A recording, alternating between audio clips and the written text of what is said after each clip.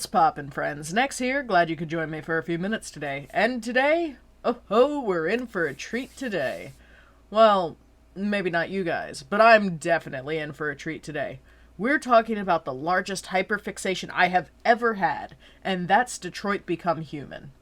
I specifically want to talk about Deviants. If you haven't played Detroit yet and don't want spoilers, I'm going to recommend you save this video for after you play the game or watch the playthrough you've got on your watch later list.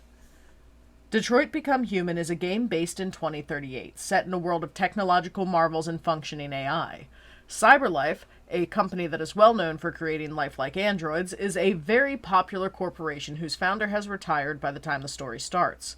All of the androids that you play as in the game were created by CyberLife with programmed walls to prevent them from going deviant.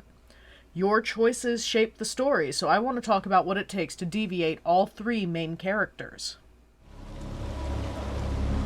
My name is Markus. Markus was a custom-built android by the founder of CyberLife, Elijah Kamsky. He was a prototype of an RK-200 model built to help take care of Carl Manfred, an elderly disabled painter with a plethora of health issues. Manfred's son, Leo, has a drug problem and has been using money from his father to pay for red ice, which is this world's major illegal substance. Carl treats Markus as a sentient being, constantly encouraging him to learn music and literature. He treats him with kindness, as a friend. Unlike many of the owners of androids, he is legitimately caring when it comes to Markus. Unfortunately, Leo sees Markus as an object, which is one of the many discourses he and Carl have. One night, when Markus and Carl arrive home from a party at the Museum of Modern Arts, they see that the studio's light is on.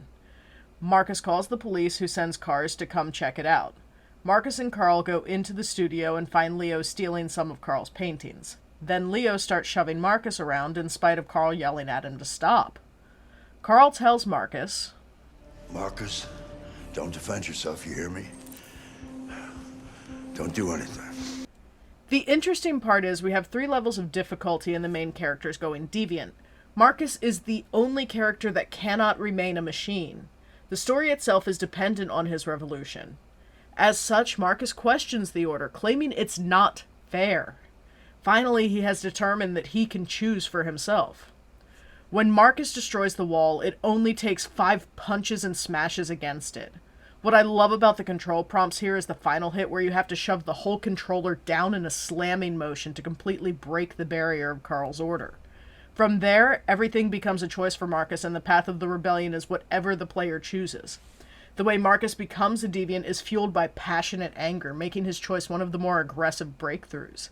He was taught to be true to himself and be an individual by Carl, so his ability to express genuine emotion at the situation proves that Kamsky has managed to create an actually sentient AI that can learn, evolve, and make decisions for itself.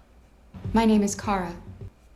Our second android, Kara, is an AX400 model meant to clean the home and prepare food for Todd and his daughter Alice. Todd detests androids.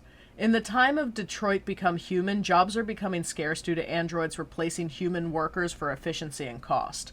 Todd is one of many who lost his job to the new robotic job force. Todd has anger issues and also dabbles with red ice, making him lose his temper often. He's actually broken Kara in the past, and she corrupted the memories herself in a form of blocking them out because they are so traumatic. Part of the repair to make her function was a total factory reset, so they would be wiped out entirely. It was a bit difficult getting it back in working order. Okay. It was really messed up. What'd you say happened to it again? The car hit it. Stupid accident. Ah, I see. Anyway, it's as good as new now, except that we had to reset it. Meaning we had to wipe its memory. I hope you don't mind. That'll be fine. While it is sad, I love that they touched on this. It shows more depth to the AI system, and also that there are limitations to what the androids can handle. Just like us, there's only so much abuse that can be dished out before a mental break happens. Sometimes that results in a brain-dead android that self-destructs, and other times it leads to a deviant. The evening that Kara is back from being repaired, Todd loses his temper at dinner. He goes so far as to slap Alice, who runs upstairs. While Todd tries to work things out, he tells Kara, You stay there. Don't you dare fucking move, or I'll bust you worse than last time. Kara does have the option of not deviating here, but Well, let's just say it's not a very long playthrough for Kara if she doesn't. Kara's is one of the most subtle breakthroughs. She has a singular combined button command, and her animation is of her slowly pushing through the boundaries. Through the game, she takes on the role of caretaker as a mother figure for Alice, so it's no wonder that her breakthrough is so subdued. She isn't deviating for her self-interest or in an actively life-or-death situation. She's deviating to check on Alice, the young girl that she's interested in protecting. My name is Connor. I'm the android sent by Cyberlife. Connor, model RK-800, is the true wild card of the game. He was a prototype specifically created to hunt deviants and assist the police in tracking down the rebel leader and crush the rebellion before it becomes an issue. Throughout the game, players can choose how they interact with missions, Hank, and other androids to determine how stable Connor's software is by the time he comes to face Markus. Depending on the player's actions, there may not even be an option to deviate from Connor's programming. However, if you are able to deviate him and you decide to, his animations are akin to tearing down the walls. He has spent his entire life hunting down deviants, so the struggle takes 3 attempts at tearing down the wall before Connor has finally deviated his programming. Due to the nature of Detroit Become Human and how impactful the choices the player makes are on the narrative, Connor being given the option so late in the storyline can drastically change the ending of the game. I find it fascinating that throughout the game, it marks how your decisions affect the instability of Connor's programming and software. If you don't hit a certain amount of instability, Connor won't be able to go deviant.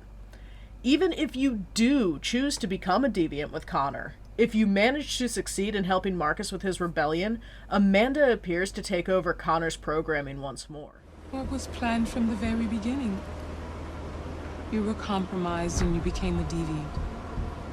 We just had to wait for the right moment to resume control of your program. It's through finding Kamsky's back door that you can avoid this, though ultimately it raises the question of whether or not Connor truly became a deviant when he broke through that wall. I have a few more Detroit Become Human videos planned in the coming months.